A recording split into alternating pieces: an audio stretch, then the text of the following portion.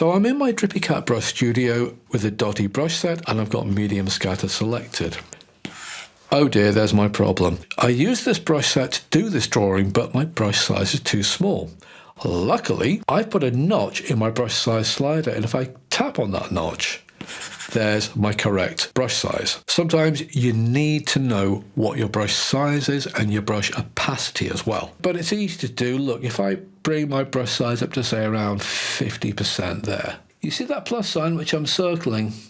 If I try and move my pencil over to there, that box disappears. So what I have to do, hover where my slider button is, and then with my other hand, tap there.